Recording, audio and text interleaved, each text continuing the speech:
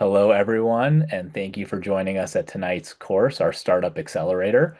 Excited to teach all of you as much as I possibly can about how to properly launch a practice, how to scale your business, and how to do it all properly and systematically. To tell you all a little bit more about me and WeCare, just to kickstart things. So I started WeCare in 2018. WeCare has now become one of the largest dental specialized real estate advisory firms, actually in North America. I'm actually based in Toronto, Canada. We have people all throughout Canada and the US, and delighted that we are one of the largest dental real estate firms in both Canada as well as the US. Our team has a collective 40 plus years of experience, specifically hyper specialized in healthcare real estate. Every year, we work on hundreds of practice startups, and we have a national team of commercial real estate brokers, an in-house legal team. We support and advise on construction. And then, aside from everything we do in the WeCare Practice Advisor ecosystem, we also have a real estate, private equity, and asset management arm that is hyper focused on real estate investments and acquiring stabilized retail assets. To give you a bit more on my background, I've been in the dental, call it industry, and specifically on the real estate side of healthcare for almost 15 years.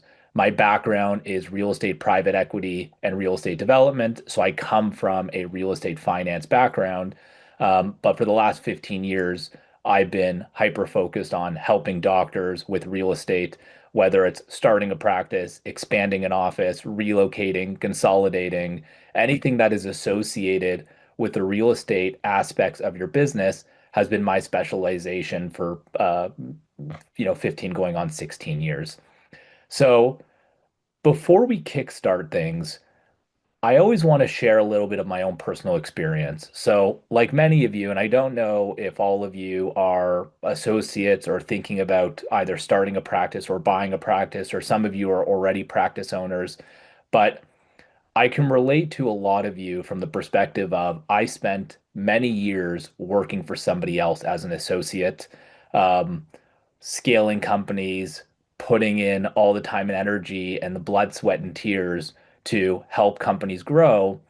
And years ago, made the transition into launching my own company. So I've been there, I've done that, I've gone through all of the internal challenges and the questions and the fear and the anxiety to transition from having, call it an associateship or steady employment into launching your own company. And a few things I would share with you are every business owner, big and small, has gone through the same dilemma of going from the predictable working a job 3, 4, 5, 7 days a week to buying or launching a company and transitioning there. And every person who's done it has had the same fear and anxiety and questions and what if this happens and what if that happens. And the few things I would share with you from someone who's done it and been there and done that and has a young family and was nervous about providing and all of that fun stuff is number one, it's one of the most rewarding things you'll ever do in your life. Number two, especially when it comes to launching a dental practice, it is not rocket science. I know it can seem incredibly daunting and difficult, and it's like, where do I start and what do I do? And again, there's lots of questions, and I'm hopefully going to answer many of them over the next hour or so. But I will tell you, it is not rocket science to start a dental practice. The interesting thing about dentistry as an industry is that dentistry is a brick and mortar business. And what that means is that for patients to come and get care, they have to come and physically see you. It's not like professional service firms like WeCare, where my team can operate anywhere as long as we have a computer and a phone. It's not like e-commerce brands or other types of professional service providers that can essentially operate remotely anywhere. Dentistry requires a physical facility. And the reason I share that with you is because as it relates to starting a practice, it fundamentally boils down to finding a good location. And I say this to every single doctor that we speak to, and we're talking about hundreds every year, that when you start a dental practice, you can be an excellent clinician, potentially top of your specialty or area or focus. But if you open up a practice in a highly competitive and overly saturated area, it will be hard for you to scale your practice and your business. On the other side of the equation, you might just be a normal clinician, you're a good clinician, but you open up in an area that is underserved and opportunistic. And I can assure you it will be a lot easier to build and scale that business than opening up in an area that's overly saturated. So there's lots of systems and there's lots of different ways to start the business, and there's different, call it business strategies and service offerings. And maybe you're focusing on family and bread and butter dentistry or doing more high-end cosmetic work. um, but it fundamentally boils down to finding the right location. So my hope for you over the next, call it 45 minutes to an hour, is to demystify the process of starting a practice. Try to make it as scientific and linear as possible because it is actually quite scientific and linear. Um, and hopefully educate and enlighten you on how to do it, what the steps are to do it, and not only how to do it, but how to do it properly so you can actually build a successful, highly profitable, and scalable practice. Now, just to touch on a little bit more of the types of doctors that we work with or the types of situations we get involved in, as I mentioned earlier. So, practice startups is a huge focus of what we do. This year, 2025, we will do, I can't give you the exact number, but somewhere between 300 to 400 practice startups. Um, I'm very proud of our team and that accomplishment from where we've come in the last several years. And for that reason, we're probably one of, if not the largest, dental real estate advisory firm, just based on the sheer volume of startups we do. But we also do a lot of office expansions, office relocations. Our in-house legal and leasing team are hyper specialized in dental office lease negotiations. It's a huge focus of what we do. Lots of doctors will engage us to help with lease renewals and negotiations. We'll also advise on practice sales and acquisitions. We do not broker practice sales and acquisitions. That is not our business in any way. However, as many of you know or will come to learn, the lease agreement, if you are in fact renting the space, which the majority of the industry does, the lease agreement can make or break the sale of your practice. And the reason being is when you eventually sell your practice, and again, assuming you're leasing or renting your space, you will need to transfer the lease from you as the owner to or seller to the buyer. And when that occurs, there's a formal process that you go through with the landlord. It's not as simple as I found a buyer, I'm selling my business, here's the new person, they're taking over. That's the end of it. Landlords own the real estate and they want to control who comes into their building, which is perfectly understandable and reasonable. However, a lot of lease agreements will give landlords an unreasonable amount of control over that process. In other situations, there might be onerous terms in the lease that are problematic for the bank, and they cannot finance the acquisition as a result. So, unfortunately, more often than not, it's the lease agreement that can make or break the sale because it's not properly negotiated. So, a big focus of what we do is also structuring lease agreements to make sure it's done properly. And that's part of what we're going to be discussing tonight. Now, as relates to starting a practice, as I mentioned earlier, it's a fairly linear process. I would encourage all of you, take a screen grab. Again, we're going to share the recording of the presentation afterwards.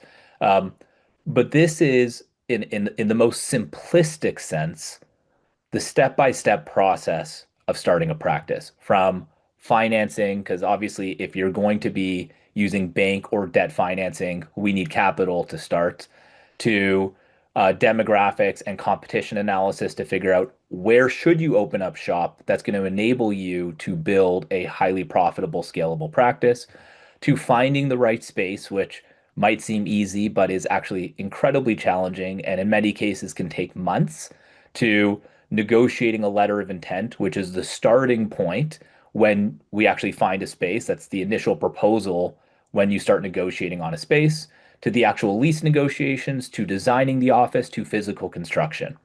Now, something I try to explain to every single doctor we speak to about starting a practice is how long this entire process takes. In fact, I'd say a lot of doctors ask us, well, how long is the process? From start to finish, on average, it's about a year to a year and a half long process. And the reason being is number one, we have to get financing. That could take a few weeks, it could take a few months. It depends on if you're organized, if you have all of the documents ready, if you have the tax filings and so on that the banks need for underwriting, to demographics and competition analysis and figuring out where do we want to open up shop. This is very much scientific, but also a combination of lifestyle because we also don't want to open up too far from home. You don't want to commute hours to and from, especially if you have a young family or are planning on having a family. Finding the right space, I'd say on average, is about a 3 to 6 month process. Negotiating the letter of intent could be anywhere from a few weeks to a few months. Lease negotiations comparable, I'd say on average, 4 to 8 weeks to negotiate the lease, sometimes longer, sometimes shorter, depends on the landlord. Designing and permitting the office could be anywhere from 4 to 12 weeks. And then physical construction is generally 18 to 22 weeks, depending on the space. And there's a bunch of variables. But the point is, it's usually about a year to a year and a half long process. However, it all starts with financing, especially if you are going to be using bank financing to start your practice, which the majority of doctors starting their businesses do. I can't give you a stat of what percent because I don't have it, but majority of doctors will use bank or debt financing to start their practice. Now, to shed some light on financing, when you do eventually go through the process of getting pre-approved, and by the way, this is the very first step, just to go back for a second, this is the very first step in the process of starting a practice. Before we do anything, before we start doing demographics and competition analysis, before we start looking for space or negotiating an LOI, we need to get pre-approved for financing. Now, the reason for that is because when you do get pre-approved for financing, number one, it's not as if you're actually opening the loan. You're just getting pre-approved or call it pre-qualified. The reason it's step number one is really two reasons. Number one, you need to ensure you actually have capital to start this practice if you are planning on using bank financing. That's number one. Number two, when you do get approved for financing, and it doesn't make a difference who the lender is or which bank you work with, every single lender or bank is going to give you a rent budget, assuming you're renting the space. When they give you a rent budget, that ultimately dictates the strategy. For many doctors, the rent budget will range from on the low end, $6,000 to $7,000 a month, on the high end, 15,000 plus a month. For most doctors, the average is between, call it $8,000 to $12,000 a month. That is the max rent budget for you to start your practice. The reason the banks will give you a rent budget is because the banks are lending you capital based on cash flow projections. How much do they believe the practice is going to produce in year one and year two and year three? And what do you currently make and what can you afford? The rent budget is going to dictate the real estate strategy.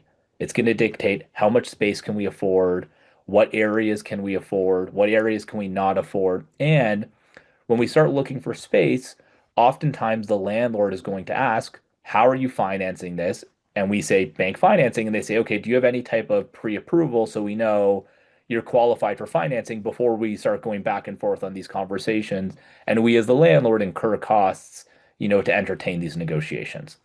So step number one is getting approved for financing so we can get the rent budget and make sure we have access to capital. To shed some light on financing, the average startup loan is between 750,000 to 900,000. We will see startup loans that are more, startup loans that are less. And just so you understand, this doesn't mean that it's going to cost you 750,000 or $900,000 to start your practice. This is how much capital the bank is providing you for your business startup. This is including finding a space, building it, designing it, equipping it, but it also includes working capital because even after you open your doors, you need capital to market the business, operate the business, pay rent, potentially hire staff. You need to grow the business. So this is the average startup loan. And by the way, we'll talk a bit more about the use of funds in the next slide. In terms of process and liquidity, in most cases, the banks are looking for at least a minimum of 10% of the amount that you're borrowing in savings. And what I mean by that is liquid, not that, okay, I have stocks and I own shares of X company. They're looking that you have a minimum of 10% of the amount that you're borrowing. So for those of you that are in the very early stages of thinking about doing a startup, it's important that you save as much as you can and are responsible with your income because this is something the bank is going to look at. In terms of the rent budget is all inclusive. So that's looking at your total rent. Generally, when you're renting a space, there's additional costs like taxes and maintenance and insurance. Some people will call it triple net. Some people will call it operating expenses. I usually call it TMI, which stands for taxes, maintenance, and insurance. Um, and their rent budget is inclusive of all of these expenses. So it's important that you keep that in mind as we go through the process. But again, and not to be overly repetitive, but the very first step in the process is to get pre-approved for financing. So we know we have access to capital and we know what the rent budget is. Now, just to give you an idea of the use of funds, um, when we talk about where you're going to be allocating capital, I put this together, and this is, by the way, very high level in terms of where you're going to be investing capital and what costs are. And this is based on an average startup that is 1,500 to 2,500 square feet. Now, on that note, I just want to touch very briefly because this is a piece of advice I try to share with every doctor and something I want you to take a moment to think about. Why are you thinking about starting a business? Why do you want to own a practice? And we do this seminar regularly, dozens upon dozens of time every year, in person and virtually. And I usually canvass the room. Why do you want to start a practice? Why do you want to own a business? And I'll get a multitude of different answers. It's usually, well, I want, freedom. I want to be my own boss. I've always had a vision of owning a business. And there's a lot of different answers. And I'm sure many of you share kind of the same sentiments. Um, there's really one fundamental reason why you start a business: passive income. That's why you want to start a business. You want to own and operate a business so one day you can be on vacation with your friends or family and you're sitting and dipping your toes in the ocean and relaxing, but you're still making money. That's the inherent goal of starting a business.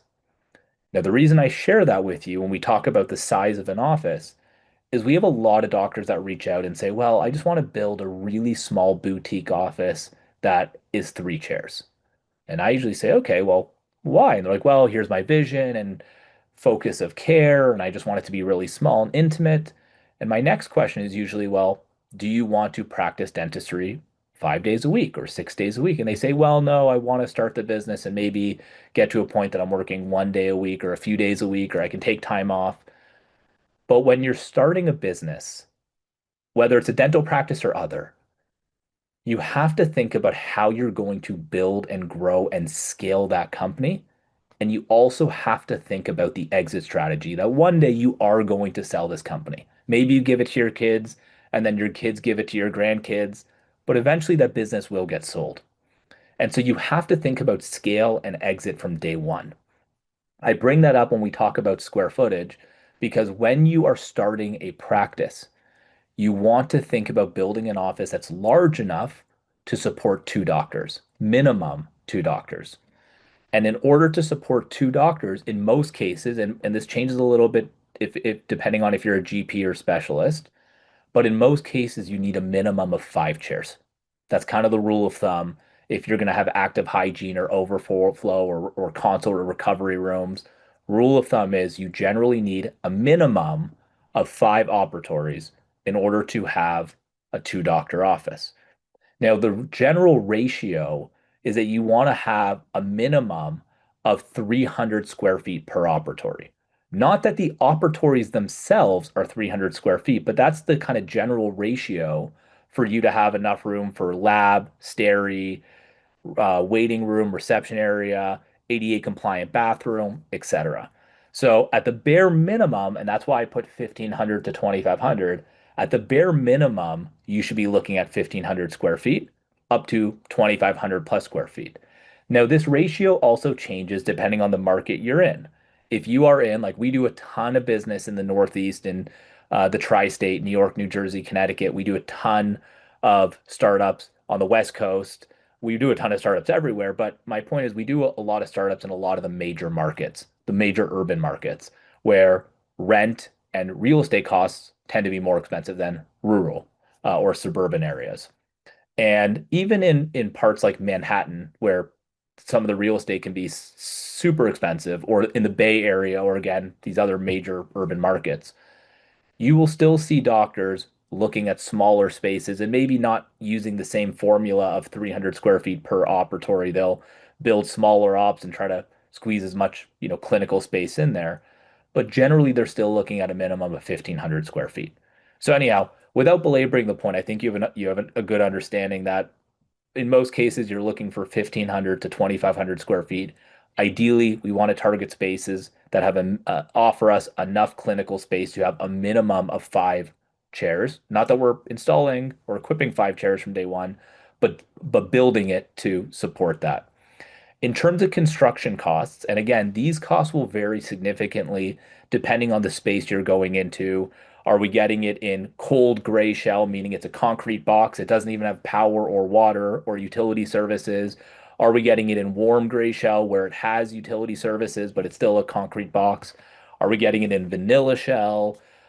Is it a former dental office that already has the plumbing and electrical and dental leaseholds? So these numbers will change significantly, and they also vary market to market. Um, However, general rule of thumb is construction is going to cost between $175 to $250 per square foot. It also changes, by the way, depending on finish selection. If you choose extremely high-end finishes, it might be more. If you choose modest finishes, it might be less. But this is just a good number for you to have in mind when you're thinking about budgeting to build your office. This is also not including equipment.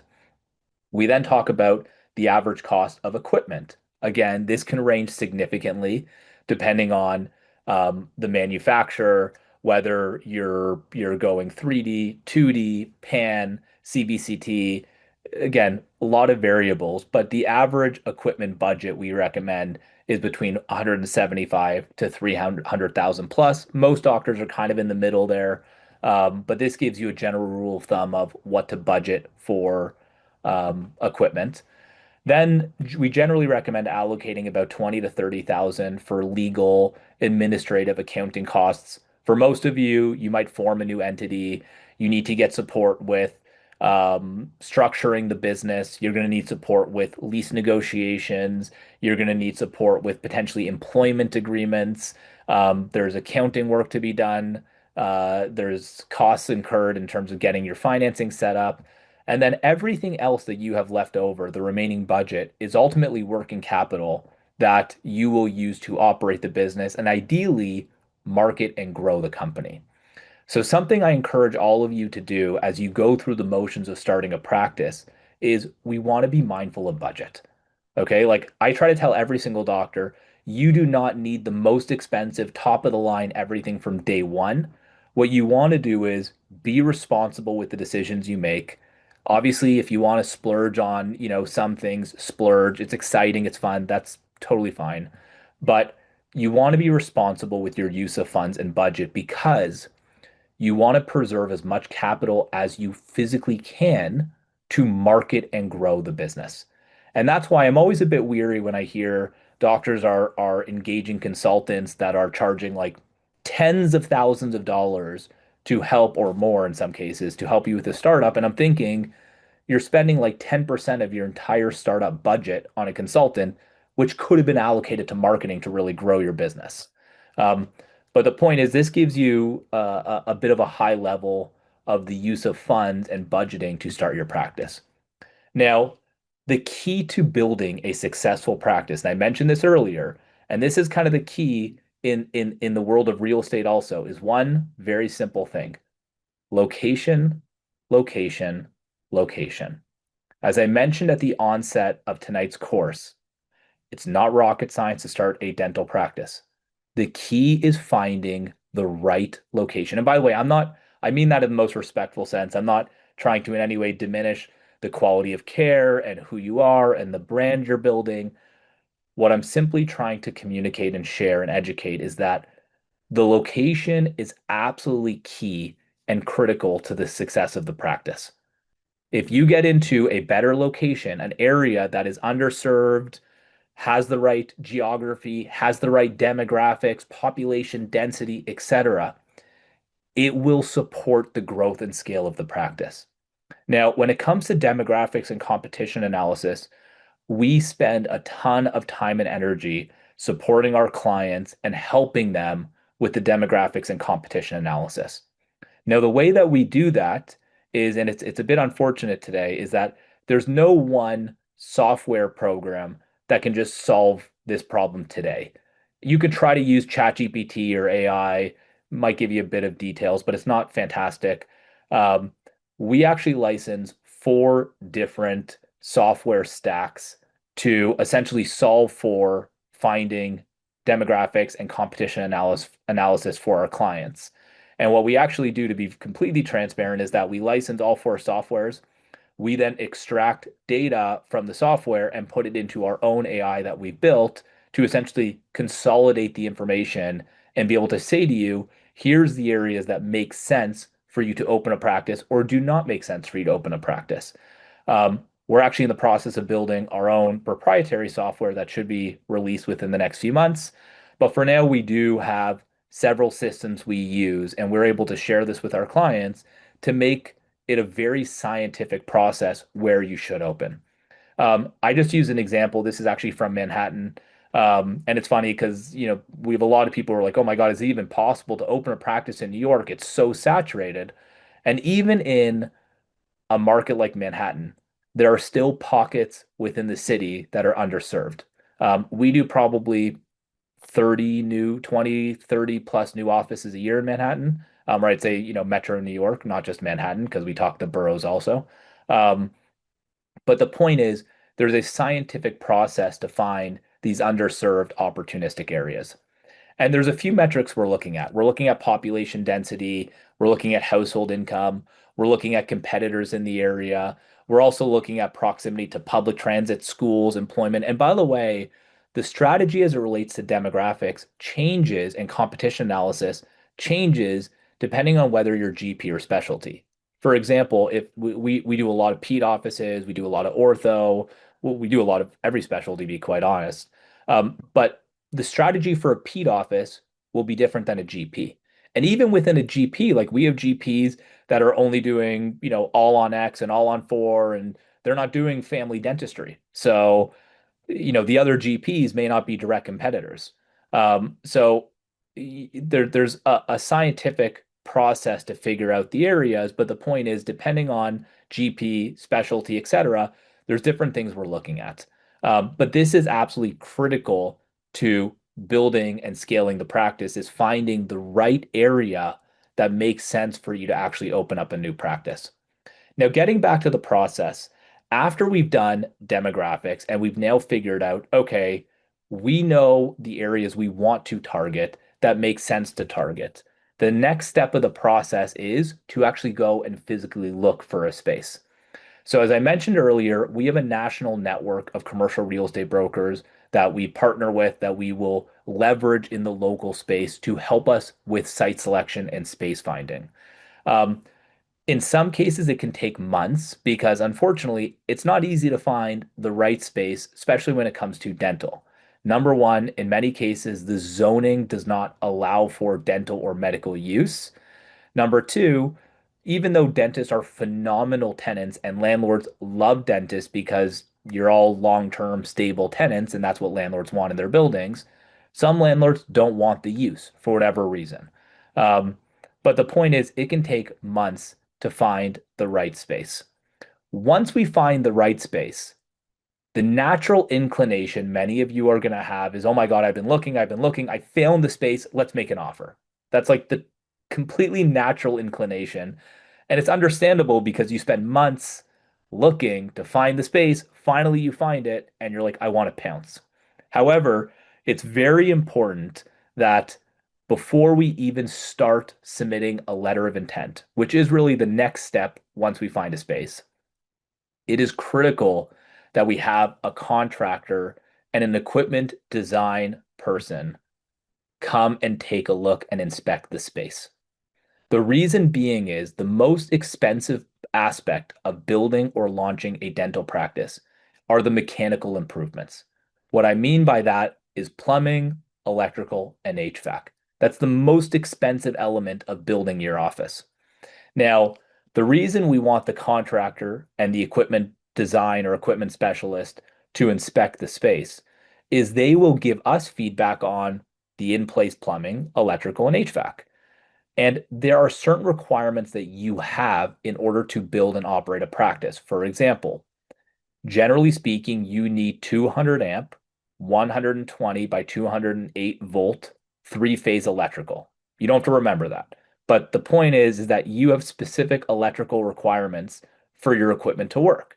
Now, you might think, okay, well, worst comes to worst, it doesn't have 200 amp electrical, it's 100 amp electrical. I'll just upgrade it, or the electrician or contractor will upgrade it. But it can be awfully expensive. As a perfect example, actually, we have two cases we're working on. Well, one we finished, but we helped the client build a new dental practice in Dumbo, in New York, or call it Brooklyn. Um, and in order for us to bring the power and update the servicing to the unit, it was $60,000 just for the power. This is not any of the interior improvements. This is just updating the electrical power with $60,000. We have another project we're working on right now, which is in a condo building, and it's a ground floor retail space. And very similar, for us to update the electrical is close to $40,000. Now, the reason why we get the contractor and the equipment design person to inspect the space is two reasons. The contractor is going to give us feedback on what the space has versus what we need, which is very relevant to the negotiation. The equipment specialist is going to prepare something called a preliminary floor plan, which in most cases they'll do free of charge. The preliminary floor plan essentially gives you a basic layout to determine is the space feasible or not. And I can't emphasize how important that is, because when you build a dental office, in most cases, what you do is something called core drilling or coring. And what that means is that the way that they run the plumbing is they drill holes in the concrete floor and they run the plumbing down up into your space. That's the most common way of building a dental office. In some cases, you cannot core, so they'll do trenching or they'll do a raised floor, which is generally very expensive and prohibitive. When we look at a space, we're generally going to ask the building for structural and mechanical drawing so we can understand what's in the floor, what's in the walls to determine where can we build, where can we drill, where can we not drill. By the way, this is all before we've submitted an offer. Okay, this is like the initial due diligence feasibility. And the reason this is critical is because you might find a space that you love, it's in the right area, the perfect location, it makes all sense in the world for us to take it. But from a design and construction feasibility, it's a nightmare, or it's a bloody fortune, and it's like it just doesn't make sense. So the point is, the second step of the process is site selection. It takes time, and it's very important that we do not rush the process. And when we do find a space, we bring in the right vendors and contractors and service providers to vet it before we start the negotiation. The reason being is when you eventually submit a letter of intent, which is the starting point of the negotiation, the letter of intent is going to have all of the key financial aspects. In fact, it's going to have all the financial aspects of the deal, and it's going to have some of the critical legal elements of the deal. Now, in most cases, the letter of intent is not legally binding. In some cases, it is, where the landlord will insist on a binding letter of intent or offer to lease or agreement to lease. But the majority of times, it's a non-binding agreement. It's essentially a basic understanding between you and the landlord that here's the terms of my tenancy. However, even though it's non-binding, once the letter of intent has been signed and submitted, that is the foundation of the negotiation. It's not that you can say, "Hey, in the letter of intent, I agreed to pay you 8,000 a month, but I just realized it's above my rent budget and I can't afford it. Can we do 7?" That's not how it works. Once you've agreed to it in the letter of intent, there's no going back on the terms. You can back out of the deal, but those are the terms that we've agreed to. And that's why, again, I emphasize not rushing the process. The reason to take just a quick step back, I mentioned bringing in the contractor and bringing in the equipment design person before we offer or submit a letter of intent is because depending on the feedback they provide us, we will incorporate that into either the landlord work schedule, which is one of the financial elements of the deal, or the tenant improvement allowance, which I'll explain in a second. So when it comes to the financial aspects of the deal, there's really five elements or variables that make up the financial terms. Number one is rent, which is the most obvious. Um, when it comes to rent, just so you understand, there's a lot of different ways to structure a lease. There are net lease agreements, which means you as the tenant pay. You probably have heard the term triple net or TMI or operating expenses. So in addition to rent, you will pay a percentage of property taxes and maintenance and insurance, or CAM, as some people will call it. Um, and in addition to rent, there are these additional charges, including utilities.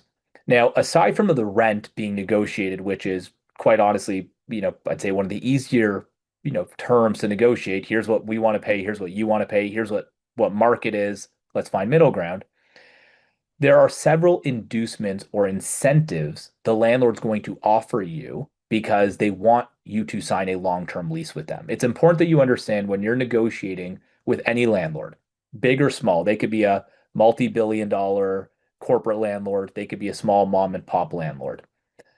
Every landlord is looking for two things from you: rent, they want as much rent as possible, and term, they want long-term commitments.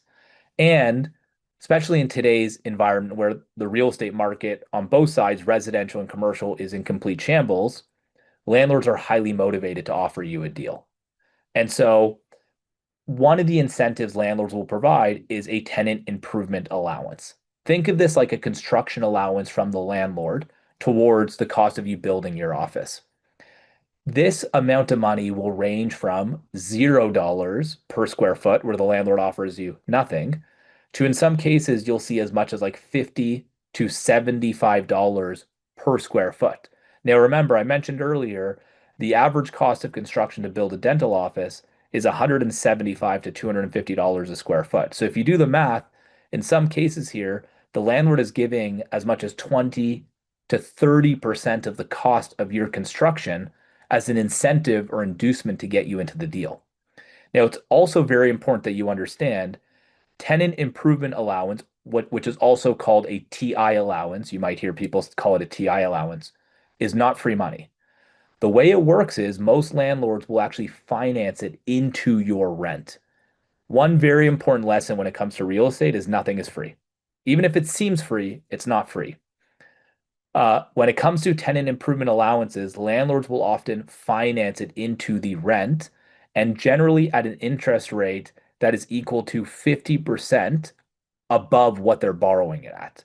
So, for example, if the landlord has a line of credit that is at 6% and they're borrowing $100,000 to give you a tenant improvement allowance against their line of credit at 6%, they're going to finance it into your lease at 9%. And they're going to amortize it over a 10-year period of time. So you might look at it and think, okay, well, I'm getting a great deal, and the broker's telling me I'm getting a great deal. And by the way, they're giving me 100,000 towards construction, so this is amazing. And in some cases, that might be amazing, but in some cases, it may not make sense for us to actually take a tenant improvement allowance. It might make sense for us to forego the tenant improvement allowance and negotiate cheaper rent, because long term, that'll actually save you more than an initial injection of capital today to offset construction. But again, these are also very important variables for us to go through as we work through the negotiations. In addition to the tenant improvement allowance, landlords will generally provide a free rent period, also called a fixturing period, where we have time to begin designing and constructing the office, but you don't have to pay rent. In most cases, it'll range from anywhere from 4 months on the low end to a year on the high end. The average is 5 to 8 months of free rent or fixturing, because that's usually how long it takes you to build and design your office. And then, in addition to the tenant improvement allowance and free rent, landlords will also generally agree to landlord work.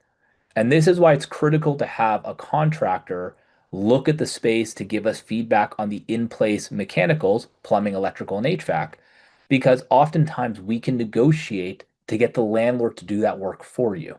It could be updating the electrical, it could be providing a new HVAC system, which could save you $10,000 or $20,000.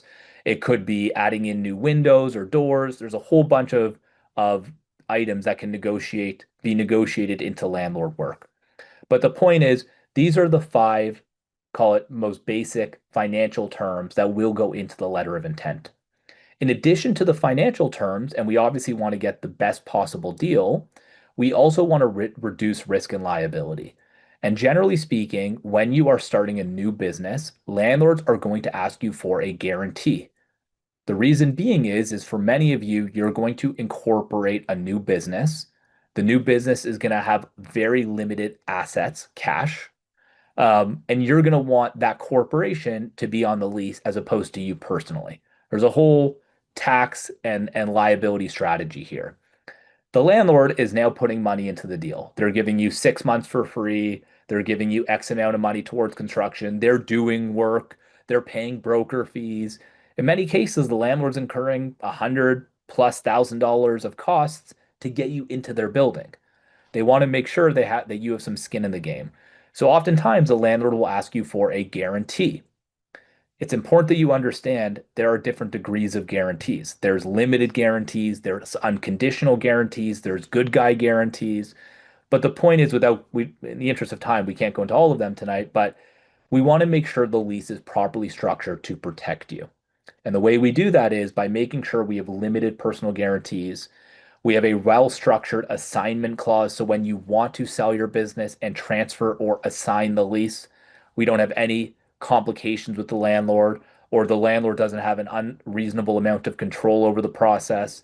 We want to make sure there's no redevelopment or relocation rights, which you see in a lot of older buildings, where the landlord, even though you signed a 10-year lease or longer, the landlord has the right to terminate the lease early if they decide they want to redevelop the property or they want to move you. These can be very damaging to the business. In some cases, we've seen practices, go belly up as a result of it. Infrequent, but we've seen it. But they also are very problematic when you want to sell your practice. And then we want to have a broad permitted use clause that allows you to do general dentistry or specialty dentistry, or if you want to do, Botox and derm, we want to make sure that whatever the vision is for the business is properly captured in the letter of intent. Now, as I mentioned, this will go back and forth in some cases for weeks, in some cases for months. The letter of intent can be a month plus of negotiations. The lease agreement can be a month to 2 months of negotiations.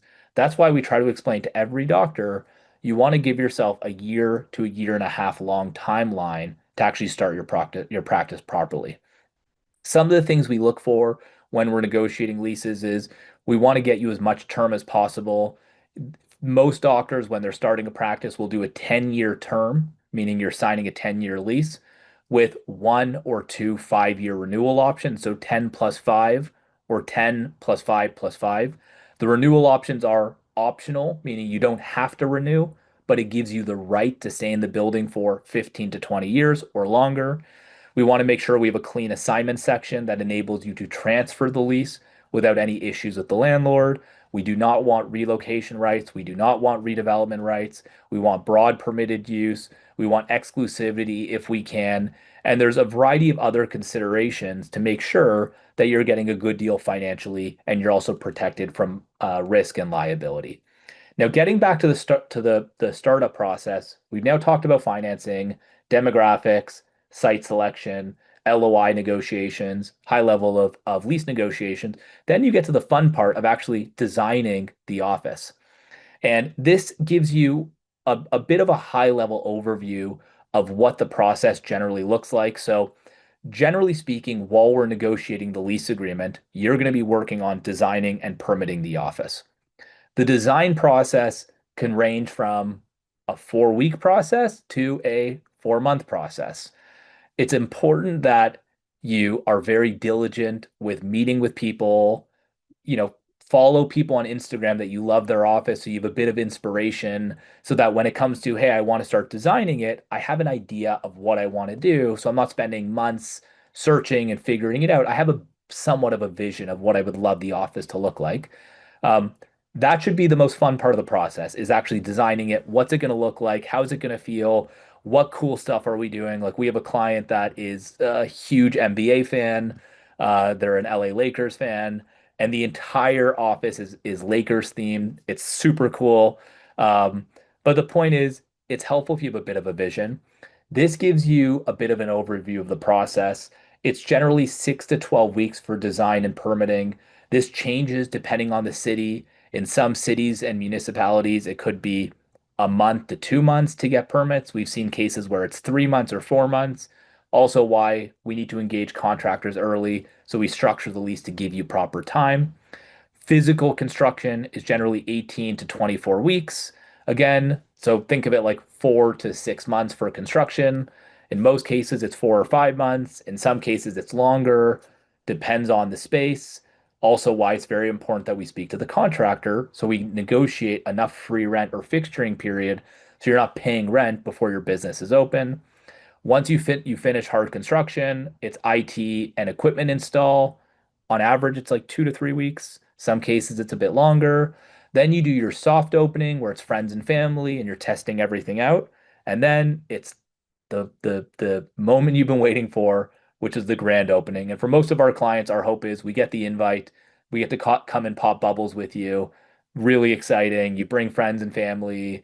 Um, but this is a very high level overview of the timing. So if you look at it, and this is after we've already found a space, financing a month, maybe longer, looking for a space a few months, negotiating letter of intent a month, negotiating a lease 2 to 3 months, and then it's 6, 7, 8 months.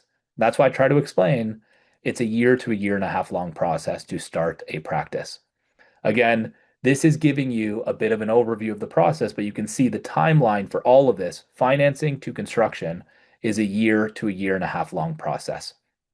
Now, I hope that I may have shared a lot of information, so I hope you don't feel like you drank from the fire hose.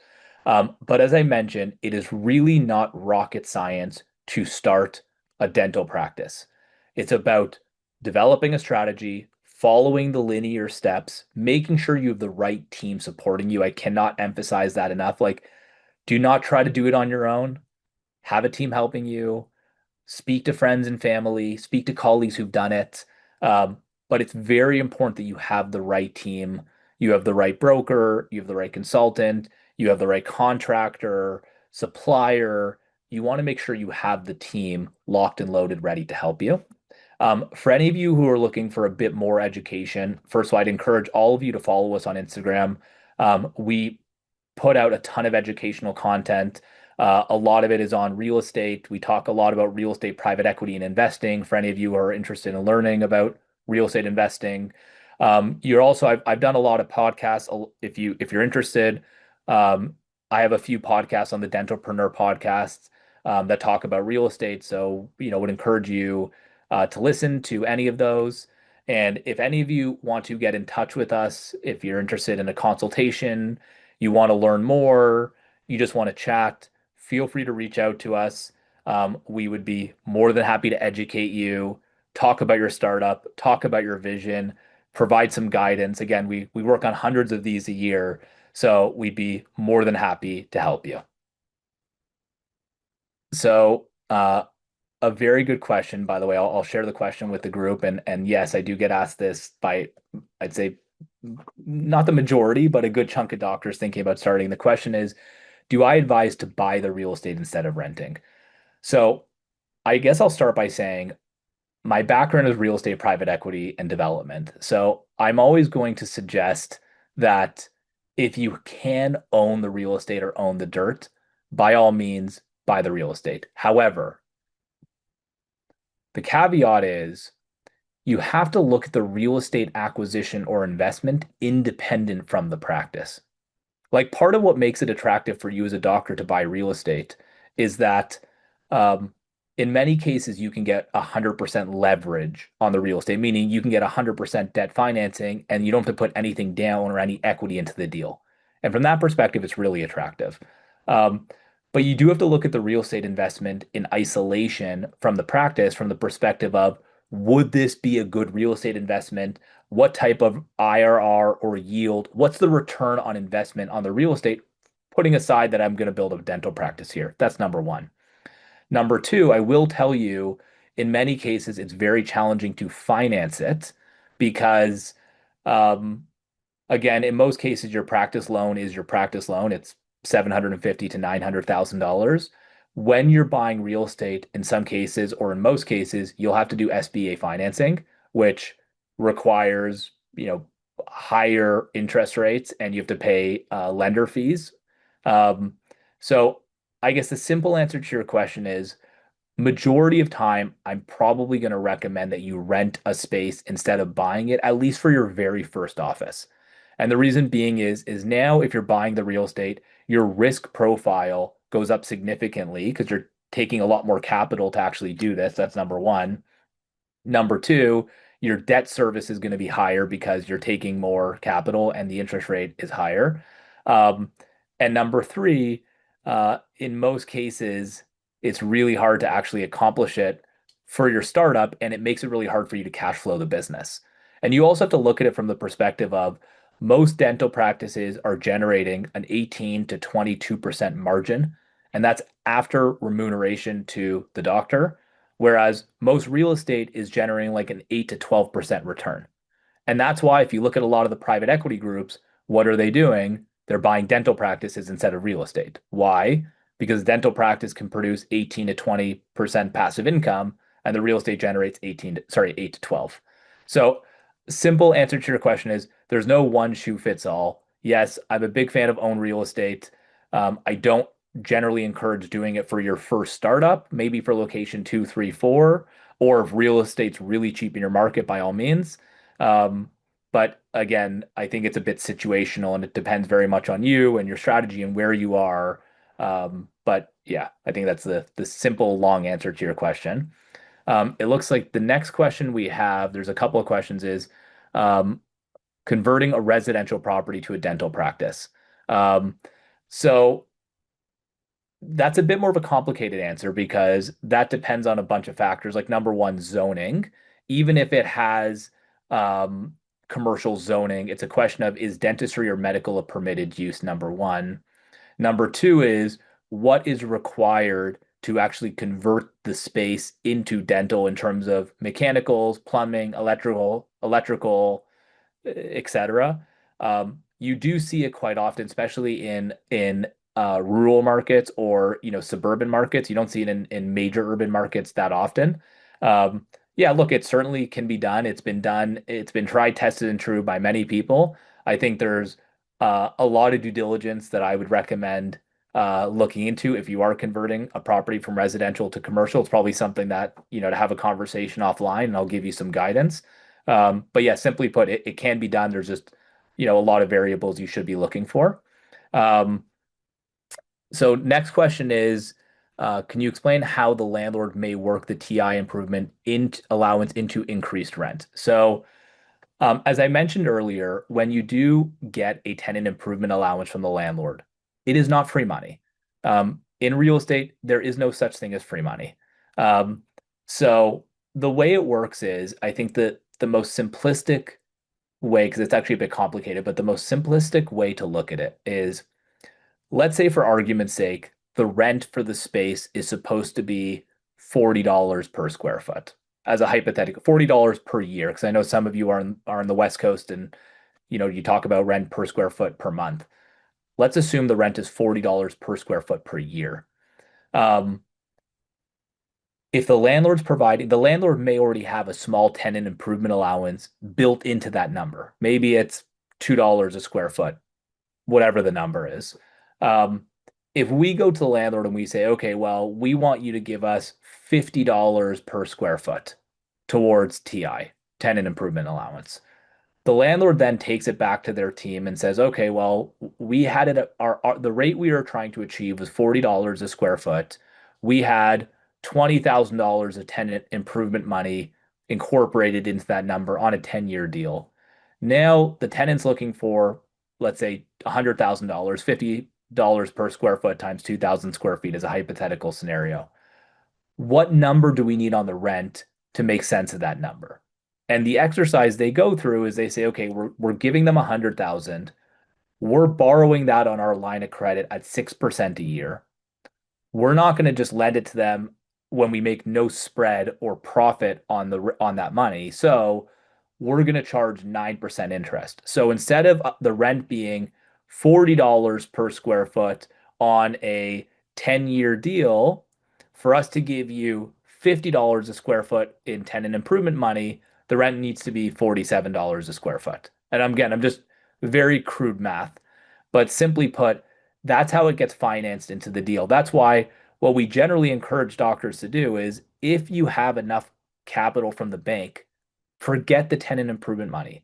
Negotiate cheaper rent because here's what happens. You take a higher rent. And by the way, what we see, and we see this unfortunately with a lot of brokers, is that, and by the way, not to disparage the brokerage industry, but a lot of brokers are inherently conflicted in the negotiation because they're getting a commission from the landlord. And the more commission, the more rent, the more, sorry, in rent you pay, the more commission they earn. So there's a conflict of interest. And what you see a lot of brokers do is you'll see brokers put a letter of intent together for you and they don't even note the rent. They'll say, okay, landlord, we have a client, they're interested in the space. It's the use is dental or pediatric dental or ortho, whatever the specialty is, it's dental. We're going to do a 10-year lease. We want two 5-year renewal options. We want $50 a square foot in tenant improvement money. We want 8 months of free rent. We want all of these incentives. Now tell us what the rate is. And the landlord comes back and says, okay, well, I can give you all of these things, and the rate is $50 a square foot. And the broker comes to you and says, oh, 50's high. Let's try to get it down to 48, 47, right? And you're like, okay, that sounds good, even though market is 40, right? So um, there's a whole bunch of scenarios where unfortunately doctors end up grossly overpaying for their space because they don't understand how all the financial variables are tied together or work. And by the way, I'm not saying that to disparage the brokerage industry. I'm also a broker by trade. We have a network of brokers we work with. A lot of them are phenomenal and honest, but there are unfortunately, some shady characters in the industry. Um, but it is important that you understand how tenant improvement money works and how it gets financed into the rent. Um, the next question we have was talking a bit more about the passive income from a dental practice on 18 to 20%. So unfortunately, I don't think we're going to have too much time to go into that in great depth or detail. But yes, for most practices in terms of margin, most practices will operate at, 18 to 20% margin. That's call it like average across, the industry. Now, you will see practices that are well below that, and you will see practices that are well above it. In fact, we do a lot of work with a group called the Dental Success Institute and Dental Success Network, which is Dr. Mark Costas. For those of you who know him, Mark's a close friend. And a lot of the doctors in their group are operating practices at like 30%, 40% margin. So there's no call it, one shoe fits all. That's just a kind of industry standard metric of the average dental practice. The type of net margin it's generating is 18 to 20, actually 20 plus percent. The next question is my opinion on adding a lab space with your new practice construction, renting out the space for a lab tech to come in and pay rent. Like, yeah, like, look, I think again, it depends on the business. We are, interestingly, we're actually building a few Proth offices now, which is obviously not that common. We don't do that many every year. And a few of them are taking additional space to have a small lab and lab partner next door that they're subleasing space to. Um, Again, it starts to get into a bit of a complicated strategy, and it also changes the dynamic of conversations with the landlord. Can it be done? Yes. Is it terribly common? No. Again, I think that merits, a bit of a conversation offline. Um, yeah, I wouldn't go into too much detail because it's very situational if that does make sense and how much is the rent and what is the construction requirements and yeah, there's a whole bunch of variables there. I do hope very much that tonight's program was educational for all of you. It's hard to go into everything in great detail in 45 to 50 minutes, so I tried very hard to educate all of you as much as humanly possible in a short period of time.